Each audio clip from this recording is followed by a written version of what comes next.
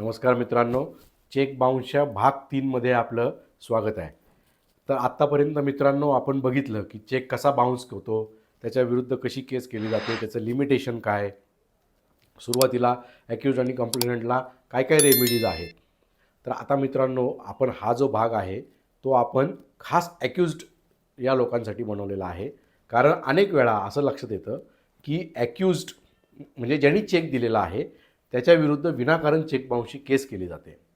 तर ह्याच्यामध्ये चेक बाउन्सच्या केसमध्ये तुम्ही निर्दोष कसे सुटाल ह्याच्यावरती मी आज काही 4-5 पॉईंट तुम्हाला सांगणार आहे. तर ते तुम्ही जरूर ऐका. त्याच्या आधी माझं चॅनल जर का सबस्क्राईब केलं नसेल तर पहिलं माझं चॅनल सबस्क्राईब करा. जास्तीत जास्त लोकांपर्यंत हा व्हिडिओ शेअर आणि फॉरवर्ड करा, जेणेकरून ही उपयुक्त माहिती योग्य लोकांपर्यंत पोहोचेल. तर मित्रांनो, चेक बाउन्सच्या केसमध्ये स्वतःला निर्दोष साबित करण्यासाठी काही महत्त्वाचे पॉईंट्स आहेत. तर ते मी आता तुम्हाला इथे सांगणार आहे.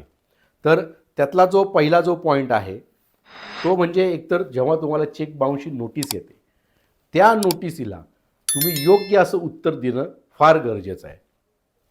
कारण तुम्ही जर का त्या नोटिसीला उत्तर दिलं नाही तर ते तुमच्या विरुद्ध कोर्टामध्ये जाऊ शकतं. दुसरी गोष्ट, आपण अनेक वेळा सिक्युरिटीज म्हणून चेक देतो.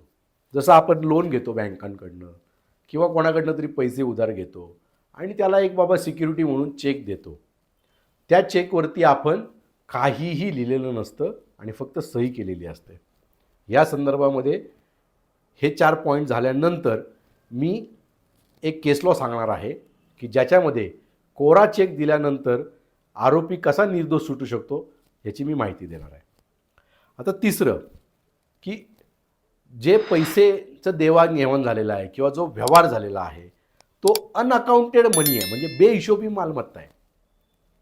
हे जर का एखादा आरोपी कोर्टामध्ये प्रूव्ह करू शकला की ह्यांनी जे मला पैसे दिले होते ते कसे बेहिशोबी आहेत, तर तुम्ही अशा केसमधनं सुटू शकता. तर बेहिशोबी किंवा अनअकाउंटेड मनी तुम्ही प्रूव्ह कसे करणार?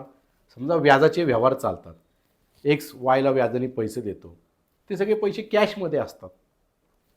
किंवा जरी अकाउंटमधनं दिले तर समजा 1,00,000 रुपये दिले असतील तर 1,25,000चा चेक टाकला जातो.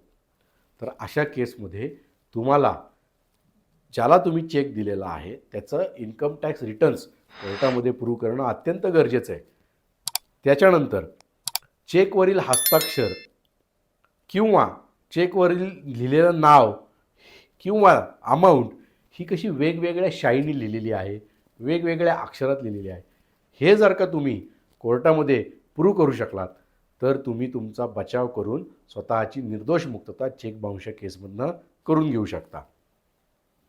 त्याच्यानंतर स्टॉप पेमेंट.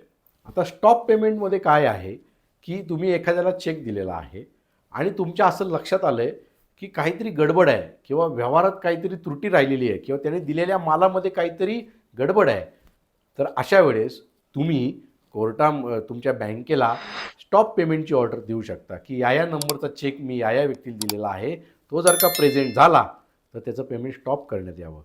पण मित्रांनो, अशा वेळेस तुमच्या बँक खात्यामध्ये तेवढी रक्कम शिल्लक असणं खूप गरजेचं आहे.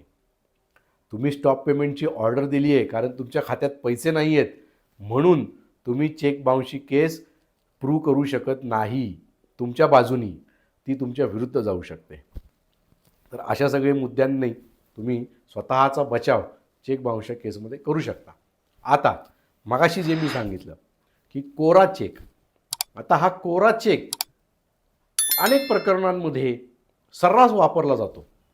आपण लोन घेतो, घराचं घेतो, गाडीचं घेतो, पर्सनल घेतो, गोल्ड घेतो किंवा आपण कधी व्याजाने पैसे घेतो, मित्रांमध्ये उधारीचे व्यवहार होतात, नातेवाईकांमध्ये होतात आणि मग अशा वेळेस आपण फक्त एक सिक्युरिटी म्हणून कोरा चेक घेऊन ठेवतो. तर ह्याच्या संदर्भामध्ये मित्रांनो एक मुंबई हायकोर्टाचं 2023 साली एक जजमेंट आलेलं आहे. त्या जजमेंटचं नाव आहे मेसर्स पिनाक भारत वर्सेस अनिल रामराव नाईक. ह्या केसमध्ये मुंबई उच्च न्यायालयाने कोऱ्या चेकच्या संदर्भामध्ये व्यवस्थित सविस्तर विवेचन केलेलं आहे.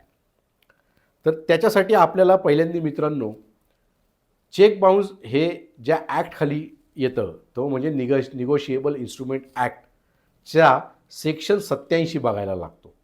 तर सेक्शन 87मध्ये काय म्हटलेलं आहे की any material alteration in negotiable instrument without consent of payee will make that instrument void.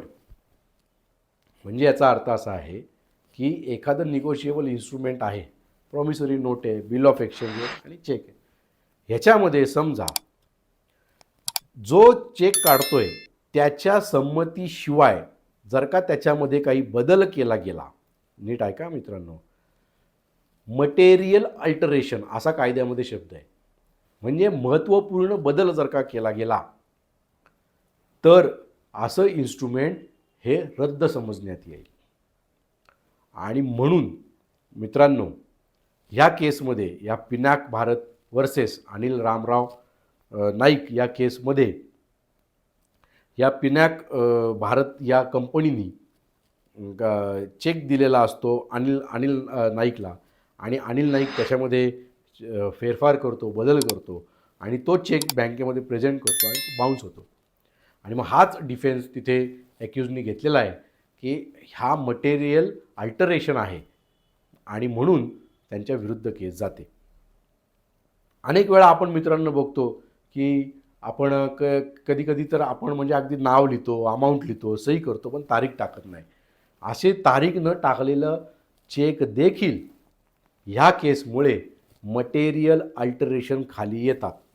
कारण तुमची शाई, तुमची लिहिण्याची स्टाईल आणि तारीख टाकलेली शाई आणि ज्यांनी तारीख टाकलेली त्याचं हँडरायटिंग हे कधीही मॅच होत नाही. आणि म्हणून कोर्टाने असं म्हटलेलं आहे की हे देखील मटेरियल अल्टरेशन आहे. आणि म्हणून मित्रांनो ह्या सगळ्या गोष्टींची जर का पूर्तता होत असेल तर तुम्ही चेक बाउन्सच्या केसमधनं 100% तुमची निर्दोष सुटका करू शकता. माझा व्हिडिओ ऐकल्याबद्दल खूप खूप धन्यवाद. व्हिडिओ शेअर आणि फॉरवर्ड करा.